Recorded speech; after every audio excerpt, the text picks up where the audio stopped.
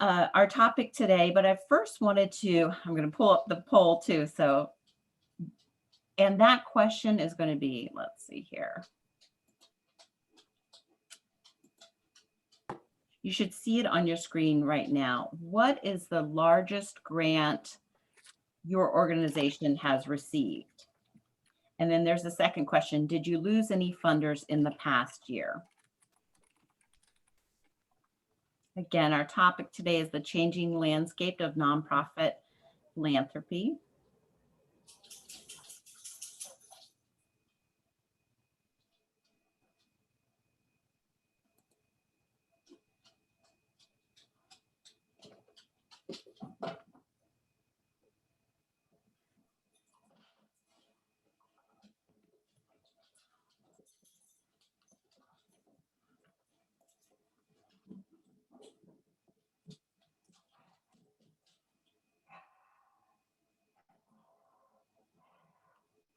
Give you a few more seconds. We have about half of you that have voted.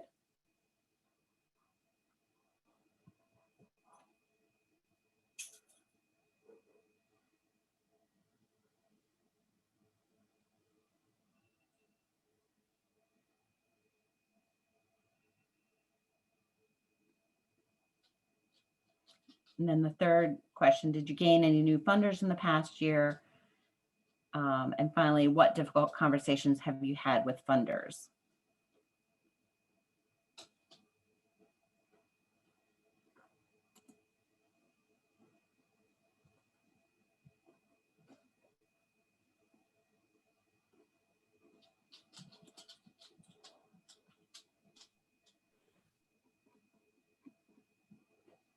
Okay, let me see here. I've got the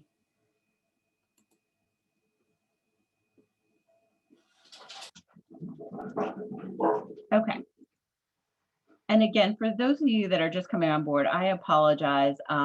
Sarah, who usually does some of my technical things right before we got on, her computer started to reboot. So I'm letting folks in at the same time as doing the poll.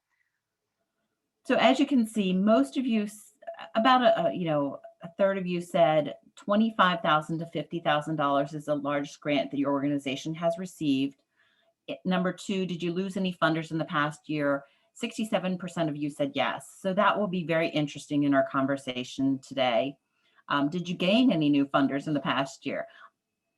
Interestingly enough, some of 56% of you said yes as well. So it could be that some of your funders have changed priorities during this time period. So we'll discuss that as well. What difficult conversations have you had with funders? That top one, shifting program goals due to COVID or other changes, for sure. Let me let in two more folks here.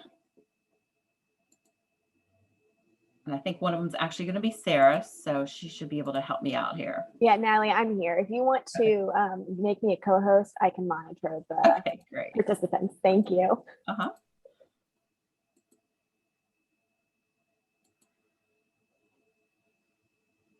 Okay, great. So we wanted to start off with just kind of this activity, and I'm going to read a list of words, and in the chat box, I just want you to type the number associated with that corresponds to your feelings about the word being used in grant writing and fundraising proposals. So if you think that this word should be used, put a 1 in the chat box. If you don't have any strong feelings about this word, put a 2 in it, or number 3, I think this word can be used effectively. So the first word is marginalized. How do you feel about that word in grant writing? And maybe I'll have Sarah help me monitor the chat box too.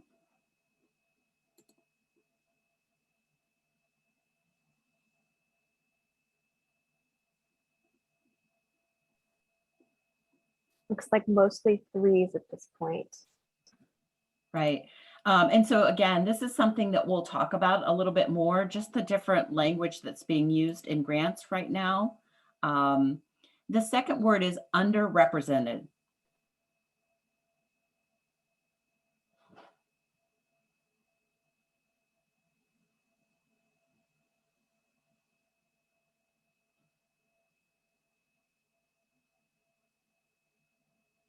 Seems some ones, some twos, and some threes. So again, a spectrum of that word. How about the word historically excluded?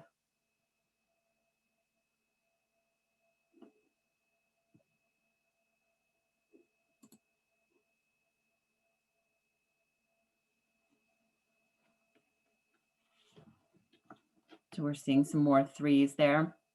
The next word is vulnerable. 1, I don't think this word should be used. 2, I don't have any strong feelings about this word. Or 3, I think this word can be used effectively.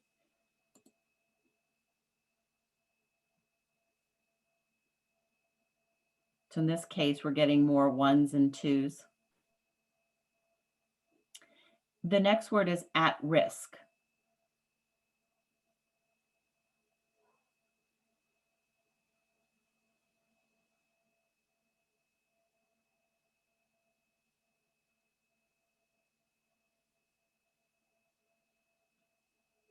So again, kind of split here, ones and threes. So this will be a very dynamic conversation, I think, as we move forward. The next word is achievement gap.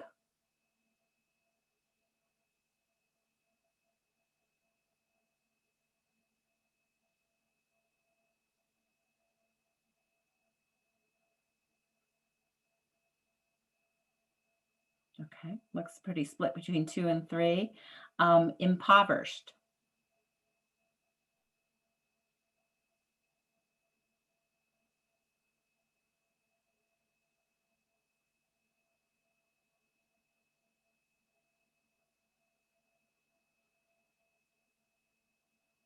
And this one is clearly all over the board. We're getting some ones, twos, and threes. The next word is opportunity gap.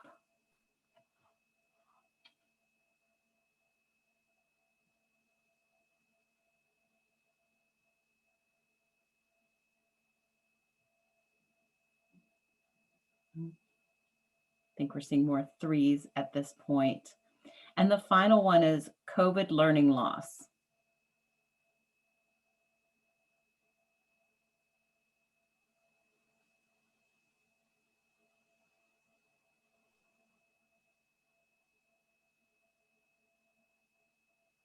So we're seeing some twos and threes at this point. So like I said, we just kind of wanted to get a feeling of what words you are using in grant proposals, what you think is effective. You'll see a pattern here of some words that may be more strength-based in the approach as well. So again, we'll incorporate this with our conversation, but at this point, I'm going to let Sarah introduce our panelists. Great. And if you want to go to the next slide. Awesome. So we have 2 panelists with us today. One is Susan Hallett, who has worked in philanthropy in the Richmond region for over 20 years. Currently, she serves as a community investment consultant to the Bob and Anna Lou Schaberg Foundation. And in this role, Susan supports the Schaberg Foundation's charitable gifts and grants, community grants program. Susan worked for the Community Foundation for Greater Richmond for 16 years before that, where she oversaw their community grants, scholarship, and awards programs. She has a Bachelor of Arts degree in sociology from Mary Washington College and her graduate certificate in nonprofit management from VCU. So we're happy to have Susan. And we also have Bianca Myrick today. Bianca is a native of Petersburg, Virginia, and the founder of Pretty Purpose, a nonprofit organization dedicated to empowering girls ages 9 to 14 through mentorship and activities that promote their physical, social, and emotional development. As a middle grades educator, Bianca has a passion for working with adolescents and saw a need in her community for a safe space where girls could grow and glow. She is a 2010 graduate of the Department of Teaching and Learning at Virginia State University, where she is currently an adjunct instructor. She has a master's degree in public administration from VCU, and she became a technical assistant consultant with Intor, Virginia in June of 2020. So we're happy to have Bianca as well. And as we get started into the the panelists conversation this morning, if y'all have questions that you want to have the panelists respond to, feel free to put those in the chat and I will be monitoring that, as we're going to have a larger kind of audience Q&A after we do the initial panel discussion. Natalie, back to you. Great, thank you. So like I said, the way that we're going to do this is probably for the next 20 minutes, kind of popcorn back and forth between Susan and Bianca with some questions that I have. Again, if you have some that you'd like to be answered, put them in the chat box. I'm going to start with Susan. And first, Susan, if there's anything else in your bio that you'd like us to know, please feel free to kind of share with us some information. Okay, will do. So with that, Susan, the first question I have for you is what changes have you seen in the field and or grant language specifically? We just did this activity, so hopefully it was a little bit helpful, or, what are you seeing? Yeah, absolutely. It was very helpful. I will just say also that as I am sharing some thoughts this morning, this is clearly from my perspective and my work with the Schaberg Foundation.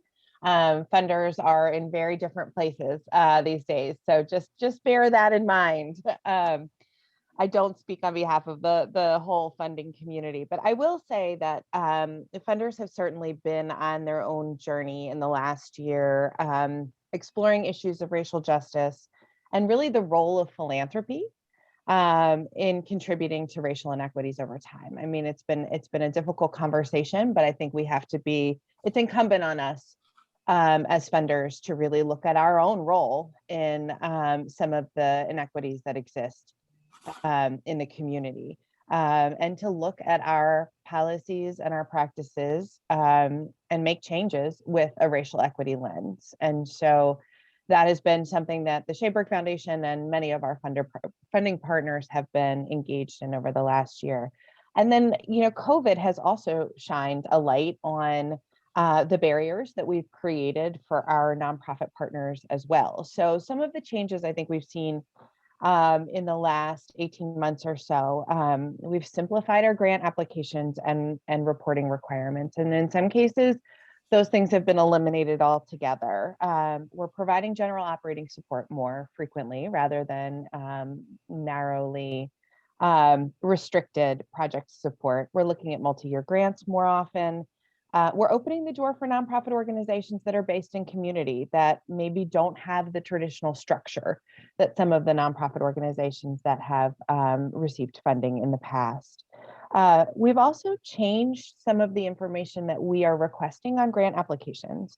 That we are asking our nonprofit partners to talk about how they've engaged with those with lived experience.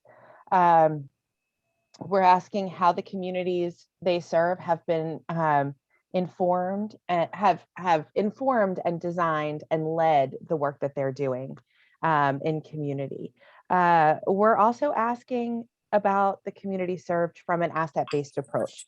So, on par with the word exercise that we just did, what are those opportunities, assets in community that can be built upon to make for more programmatic success in the long run? So those are some of the changes that we've been working on, but this is a journey and I expect that it will continue to go on for quite some time.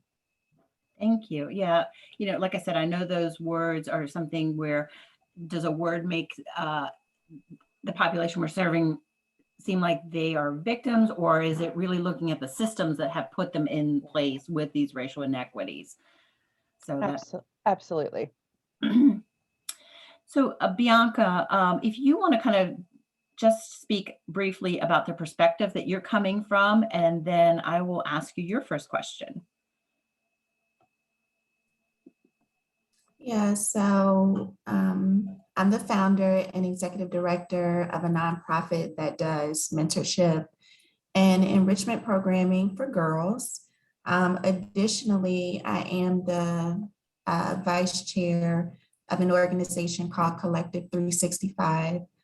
We provide grant funding to Black and Brown organizations and businesses and individuals that may be doing social action projects in the community, specifically in the Virginia, Maryland, and DC area. So last year was our first year providing grants, and we did give away $17,500 in funding. And this year, our goal is to give away $35,000 in funding. So I'll be kind of speaking from both perspectives. Okay, great. So as a small organization, how are you securing grants, and what has been the largest grant you've received so far? Yeah, so I'll answer the second question first. The largest grant that we've received so far has been $20,000. We are a very small grassroots organization. I'm talking about one program, and this year will be, pretty much our first year expanding and diversifying our programs and providing different sets of services. So I would say that we've been securing grants, number one, just by increasing our capacity through education. When we first started to apply for grants, we kind of, didn't know what we didn't know. So one thing we had to do was we literally had to sit down and we had to look at some of the growth opportunities within our organization, just to make ourselves a more viable organization that funders might be looking at to support. And part of that process was, I think the first foundation grant that we applied for, they were interested in our letter of intent. But then when it was time for the site review, they kind of gave us some honest feedback that was like, these are some things that you need to work on. So we took that feedback, we worked on it.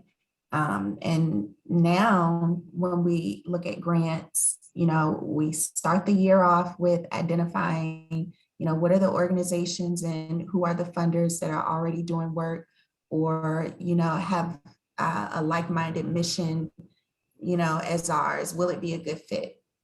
Because sometimes you'll see a funding opportunity and it might be, we're funding youth riding horses. That doesn't mean we need to go start a program, where our girls are going to be riding horses. Like, no, you really have to figure out what's going to be a good fit. And then what we'll do is I'll kind of map out like, okay, these are opportunities that are a good fit. And I'll kind of look at, maybe start building a relationship. And these are the opportunities that we're going to apply for. So I literally will just have a calendar of, when these proposals are due, when the letter of intents are due, when interim reports are due, and I kind of go by the calendar. And I actually, because we're such a small organization and we don't have like a development director, I'm really the primary person who's writing the grant. I will include like our other staff, board members, if you see opportunities, send them to me. And for certain grants, I'll kind of put together like a grants team, just someone else there who can review the proposal, provide a different perspective, just so that I'm kind of getting a well-rounded view. So that's kind of, our strategy from start to finish. Also, if those funders are providing any sort of technical assistance or sometimes just meeting with the program officer to get more information. I think those are some ways that have been really helpful with some of the grants that we've gotten. Great. And two follow-up questions to that one, the largest grant that you got. What is your operating budget, just to give folks an idea of, how successful that grant was? And then two, how long did it take you to build that relationship? Well, first of all, we have an operating budget of $70,000. And so I would say to build that relationship, it's been a few years. I think we first applied for funding, maybe it was 2017.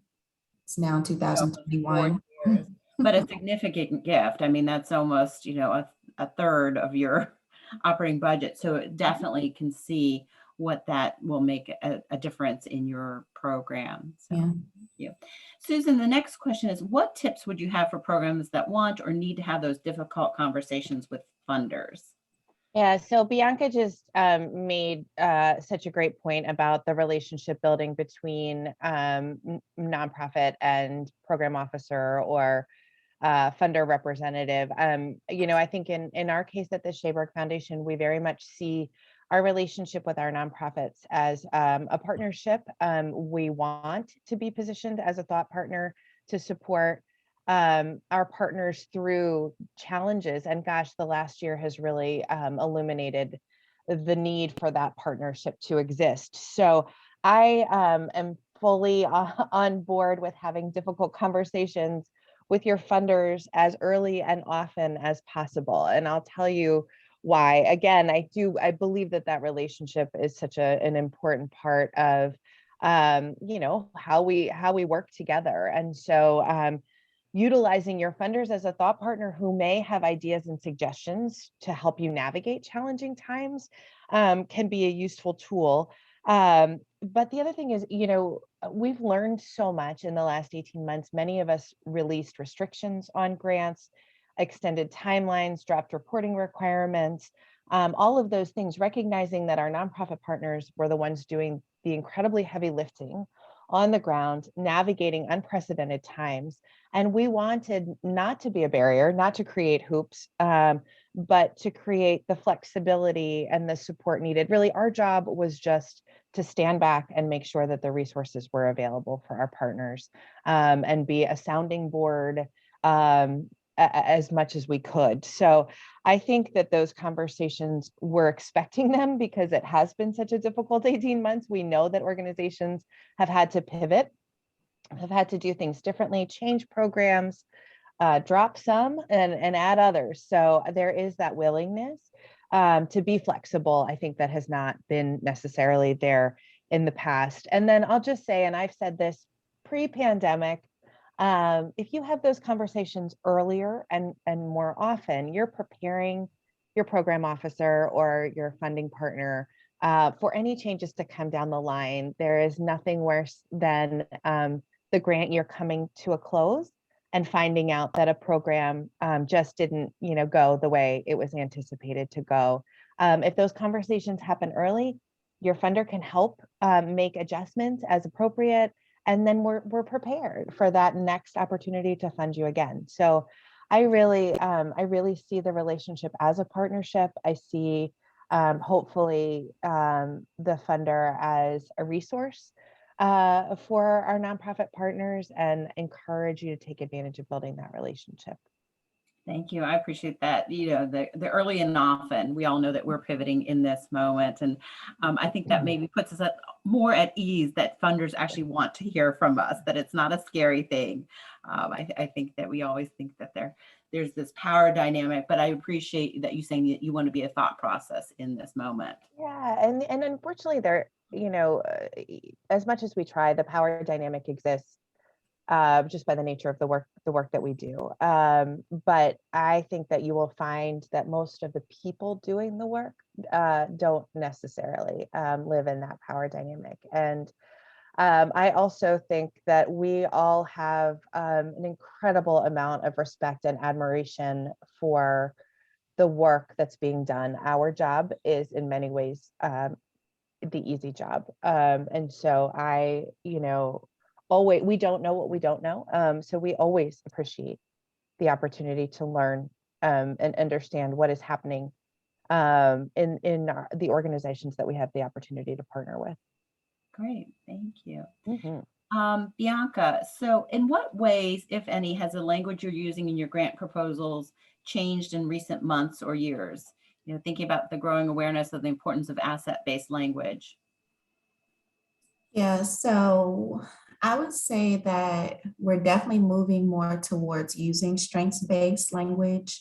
That's a practice that we like to use with the girls that we serve. And like, if you look at our website, you'll see that, we don't really use deficits-based language.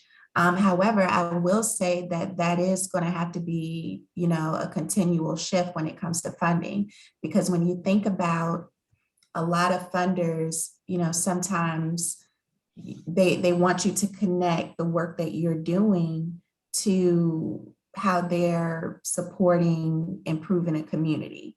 And so sometimes that data, it might be health data, right? Just health statistics about certain populations or communities.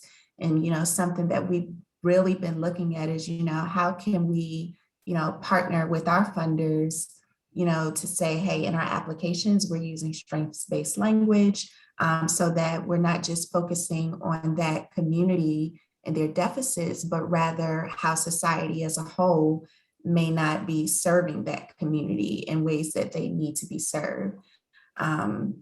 So when I think about strengths-based language, maybe instead of focusing on, this certain subset of people, they may have a median household income of this. We just say, hey, our girls are career focused, they're future focused, that this is what our girls are. Their parents are, the supporters of this, and that's how we want to speak. I would also say that something that we do is we talk a lot about the positive impacts of mentoring, and knowing that mentoring has a positive impact on anyone, rather than, like I said, focusing on specific deficits or perceived deficits within a certain population. Great, thank you. And I think I'm going to ask you each 2 more questions. So following up on that, Susan, how are you looking for programs to be contributing to systems change in the field of education and your other funding areas of focus? Yeah, so that's a great question. We are always looking to make sure that our nonprofit partners have an understanding of an issue area beyond the clients that they serve. And so that, I think that can look like an understanding of data. I think it can look like an engagement in best practices and understanding of up-to-date methodology. And I think most importantly, it looks like a connection with other providers and with the system at large. And so in the case of mentoring, having an organization like Mentor Virginia that serves as a backbone that is driving that systems work forward, it would be then our expectation when we're looking at a individual mentoring program, that they were plugged in. It's that community knowledge that goes beyond the universe of the individual organization and looks at kind of the larger issue area. And it ensures that you're not doing your work in a vacuum, right? Like, I mean, I know you all on this call are up to date on best practices. You're looking at what the data is telling you, you're making changes accordingly, and you have the benefit of a backbone organization to help inform you and engage you in that systems level work. So I think just making those connections and being engaged at the systems level and using that information then to inform the work that your individual organization is doing is pretty critical. Thank you. We certainly appreciate that plug. That is our hope, that we're making systems change throughout the Commonwealth and here in Richmond, and we can't do it without all of our partners here on the call. Bianca, what anticipated outcomes are you emphasizing right now in your grant proposals? Have any of them shifted or changed? Or? I wouldn't say they've really shifted or changed.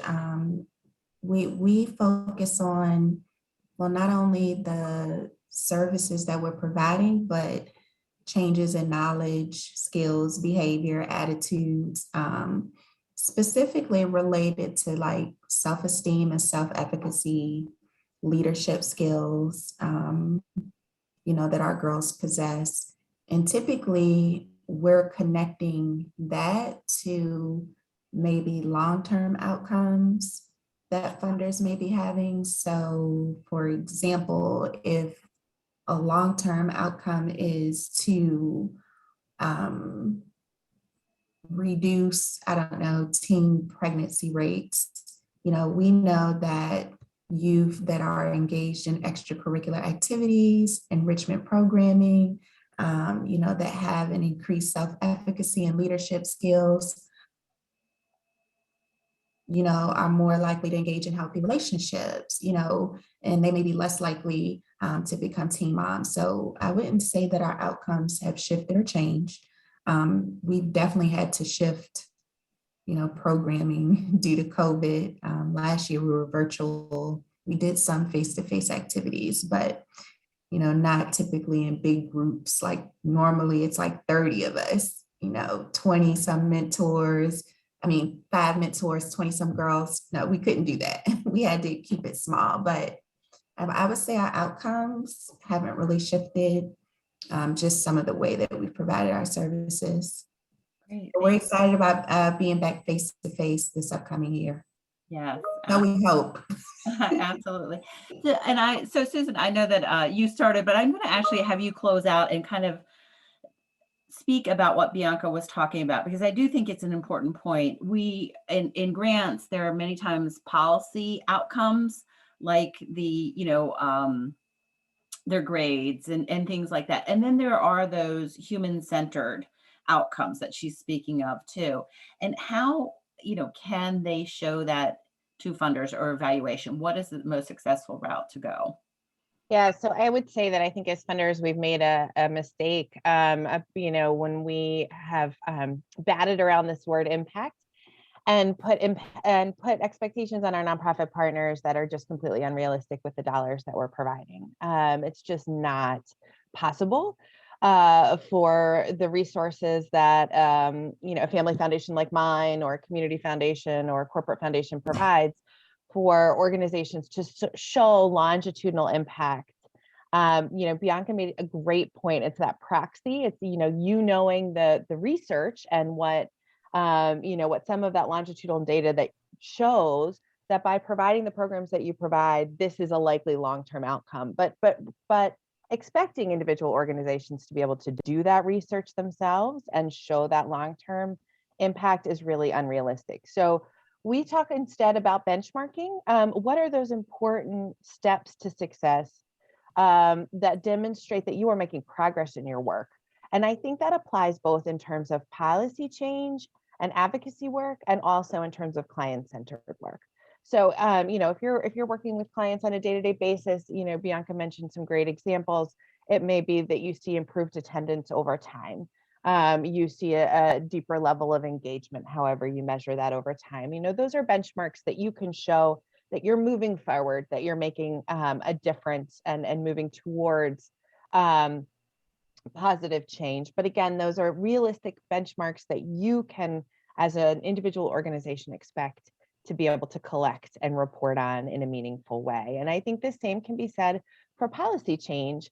So I think it's, we've introduced this opportunity for policy change to our local legislators. We got an audience, they listened. We know that these things take so much time, right? So it's how do you demonstrate to your funder that you're making progress, that you're moving forward, but in a way that doesn't detract from your ability to do the important work on the ground. So my hope is that we're starting to see a shift in mindset with our funders in terms of expectations around outcomes and what is reasonable to expect with the resources that we provide. But I unfortunately think it's a process. And I think part of it is, our nonprofit partners' ability to educate funders about what's realistic and what makes sense and what success looks like to them in terms of program improvement, program growth. So I know that's not an easy answer, but I do think we're moving away from expectations around, major community change when we're talking about the grant dollars and the time frame that we're often giving our nonprofit partners. And I would love to add to that. So one of the more recent grants that we received was for some policy change work. And the foundation that granted us that money, like they've been really good, just like Susan has been saying about providing support around that. So like we had to do technical assistance sessions, just in constant communication with them, because we're very transparent with them. Like this is really innovative work for us because typically we focused on programs. So like when we apply, we said this truly would be an innovative opportunity for us to kind of shift to some policy and system change work. And, they've been really great with supporting us. So I just think like Susan is saying, just being transparent and, open with each other. It really helps to make it the best relationship possible between organizations and funders. I appreciate your, back and forth conversation, even between our panelists here. You have done an excellent job.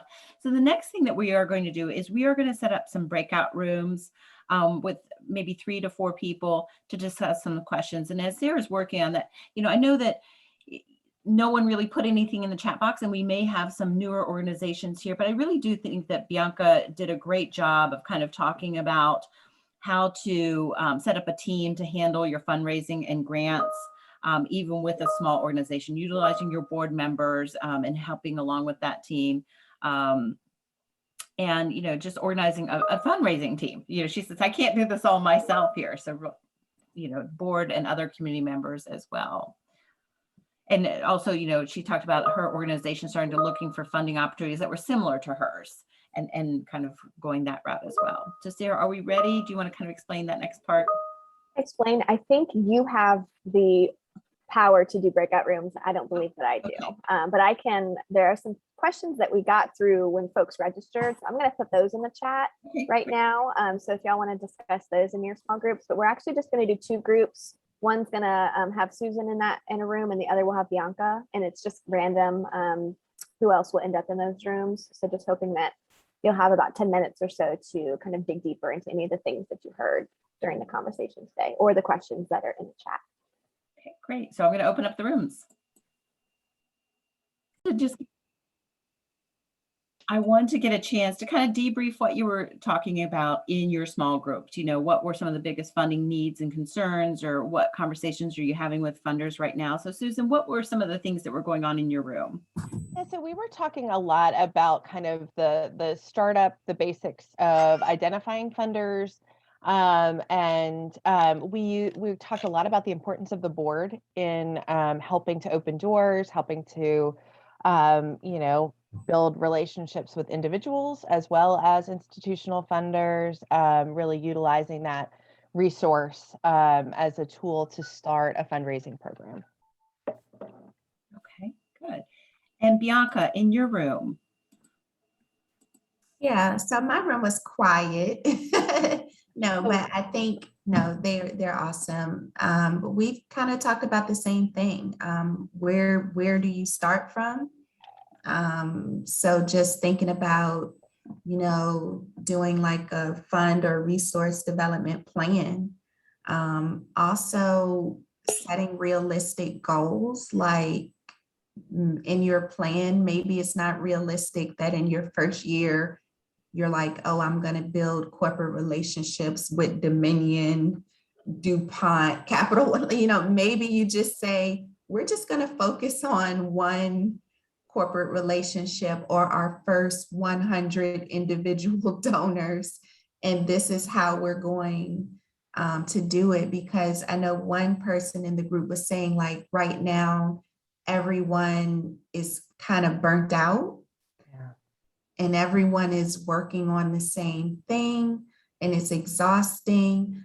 So I just want to stress, it's okay to just set realistic goals and also put energy into focusing on improving your program, because I think that it's going to be a natural fit for funding to come when your program, is constantly improving and being linked into best practices. And so just being realistic. And then we talked a little bit about setting up a team. So board members, leveraging skills of others. Sometimes volunteers, they come in all different forms. It isn't always about someone coming to volunteer for your program.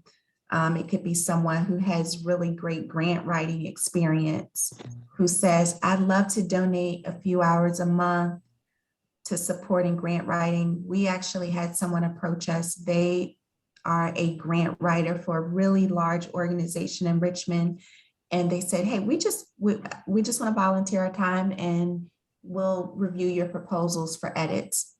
And so when I'm done with the proposal, I will send it to this person and he will look over it and send me back his feedback. Obviously, because this is the work that he does, he has more experience than me, and he can say, well, you know what, I want you to look at this outcome.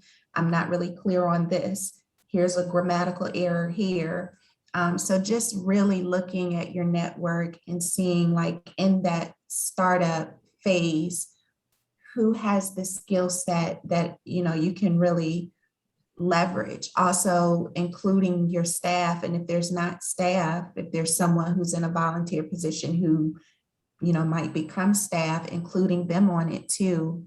And just being realistic about your goals. Like, you know, I think I was doing a panel discussion with the actual development director, right? And she mentioned the amount of proposals that she submits per year, but that's what's realistic for them. That's not what's realistic for me. Maybe for me, it's 12 proposals a year and we hope to get 6, you know what I mean? So I think that's important to avoid that burnout feeling. You know, Susan, Bianca, I appreciate so much the information that you've provided and just kind of that personal touch too. Obviously, we are delighted to be able to work in collaboration with Susan and her organization. So even when you talk about those kind of courageous conversations, there was such a comfort level in asking her to come on here to be able to share this wealth of knowledge with you. And Bianca, to have a small organization and come as far as you have, you can just see that steady, you know, moving forward that is needed in this time period, especially for a lot of the grassroots mentoring programs that are coming up and about. So to close out here in the last 5 minutes, I want to do a couple of things. We're going to have some closing announcements, look at potentially what our next topic will be for October, and then give Jennifer a few moments to close us out. Great. So I am dropping a survey in the chat right now. If you all would provide us some feedback on this coffee series and how the panel discussion went today. We take this feedback to help us make improvements as we continue to offer these opportunities. And then if you want to do next slide now, Lou. We do have an upcoming EEP workshop. This is part 3 of our series that we've been offering. It's on August 20th from 10 to 11:30. We'll be digging in to a deep dive about best practices for screening mentors and mentees. So we'll send out the registration link for that. And then we also have 2 free virtual new mentor training dates on our calendar for September. We're trying to make sure that as many mentors get the training they need to be able to provide that service to our young people this fall. So we have 2 of those dates. Typically, this is a $30 per person training. So we have, again, 2 free dates, and we'll send out the links for that. And then we also have our September community coffee. Typically, we do the series on the 2nd Wednesday of the month. Please note that in September, because of when a lot of our schools in Richmond and Chesterfield County and some of our schools that are nearby are going back to school, we've decided to shift to the 3rd Wednesday. So we're going to do September 15th.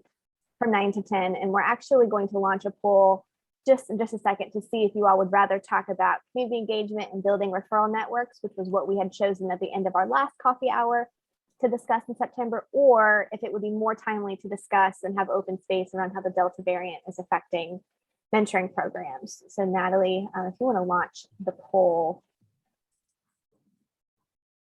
for that, we can get folks' take.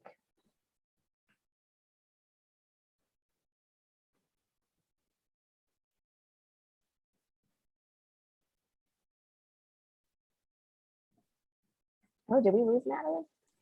She said she was having internet problems. Okay, well, I should be able to launch this. Let me try here. All right, hopefully y'all can see it.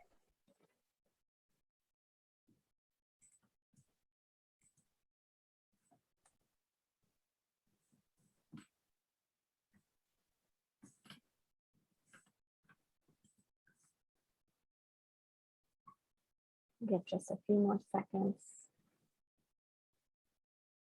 to take that.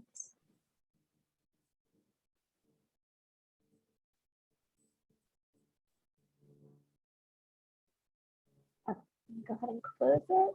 So it looks like folks would rather talk about community engagement and building referral networks. So that will be our September poll. And then I also have another quick poll here to pick the topic for October. We have 3 options there: incorporating STEM activities into mentoring in honor of STEM Mentoring Month, building successful partnerships and collaborations, or some open space to talk about mentor recruitment challenges and ideas for, solutions and ideas and all that good stuff to combat those challenges.